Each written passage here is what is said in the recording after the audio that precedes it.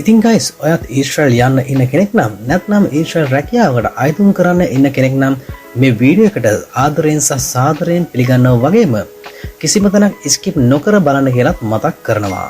ඉතින් අපේ channel එක subscribe කරලා නැත්නම් මේ දැම්ම channel එකත් subscribe කරගෙනම අපි යමු වීඩියෝ එකට.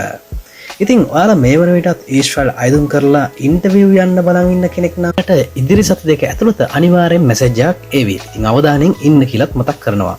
සේරම ක්‍රියාවලිය අවසන් වෙලා ඉන්න අය බලාපොරොත්තුෙන් ඉන්න මේ වන විටත් ඉතා විශාල ප්‍රමාණයක් ඊශ්‍රායල් රැකියා සඳහා රජය මාර්ගයෙන් යවනවා. පසුගිය කාලයේ තිබුණු ප්‍රශ්න නිසාවෙන් හිර වෙලා තිබුණු ලිස්ට් එක දැන් යවන්න පටන් අරන් තියෙනවා. ඉතින් බය නොවී අවදානෙන් ඉන්න. ඒ වගේම පසුගිය දවස්වල ඊශ්‍රායලයේ ඉදිකිරීම් අංශයේ රැකියාව සඳහා වෙබ් එක ඕපන් වුණා. ඉතින් තවමත් ඊශ්‍රායලයේ ඉදිකිරීම් රැකියා අංශයේ රැකියාව සඳහා වෙබ් එක ඕපන් වෙලා තියෙනවා. ඔයාලට ඇප්ලයි කරන්න පුළුවන්.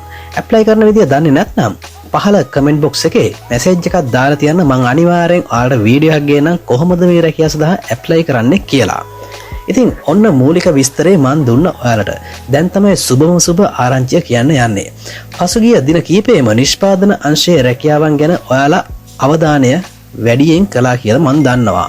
ඒකට හේතුව තමයි නොඑක් සමාජ මාධ්‍ය හරහා දාලා තිබුණ එක පෝස්ට් අද විවෘත වෙනවා අරමයි මෙහෙමයි කියලා. ඉතින් ඔන්න හරියටම හෙට දින නැත්නම් 2026 ජුනි 5 වන දින දහවල් 12ට වෙබ් එක ඕපන් වෙනවා නිෂ්පාදන අංශයේ රැකියාවන් සඳහා. ඉතින් මේ කරුණ ටිකත් හොඳින්ම මතක තියාගන්න. නිෂ්පාදන අංශයේ පළපුරුද්දක් නැති කිසිම කෙනෙක් මේ සඳහා අයදුම් කරන්න යන්න එපා. වගේම නිකම්වත් වෙබ්සයිට් එකට ලොග් වෙන්නත් එපා. මොකද පළපුරුදු නැති අය අයදුම් කළාට වැඩක් වෙන්නේ නැහැ. වගේම ඔයාගේ හෘද සාක්ෂියට අනුව තට්ටු කරලා බලන්න පළපුරුද්ද තියෙන කෙනෙකුට කරන අසාධාරණයක් තමයි ඒක. තමන් ගැනම විතරක් හිතන්නේ නැතුව අනික් අය ගැනත් හිතලා වැඩ කරන්න පුරුදු වෙන්න. වැඳලා කියන්නම් පළපුරුද්ද නැත්නම් ඔයා මේකට ඇප්ලයි කරන්න කිතියා වෙබ් එකට යන්නවත් හිතන්න එපා.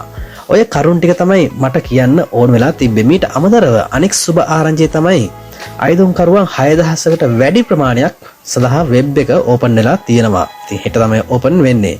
කලින්ට වඩා වැඩියෙන් කෝට් එකත් වැඩි කරලා තියෙනවා.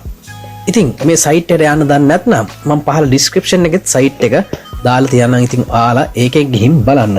තව පුංචි කාරණයක් කියන්න බැරි වුණා. පිරිමි අය පමණයි මේ නිෂ්පාදන අංශයේ නිෂ්පාදන ක්ෂේත්‍රයේ රැකියාව සඳහා ගන්න. ඉතින් ඔයාලා ගැහණු කෙනෙක් නම් මේ සඳහා අයදුම් කිරීමෙන් වළකින්න වෙබ් එකටවත් යන්න එපා. මොකද වෙබ් එකේ ට්‍රැෆික් එක හිර වෙන ප්‍රමාණය වැඩි නිසා.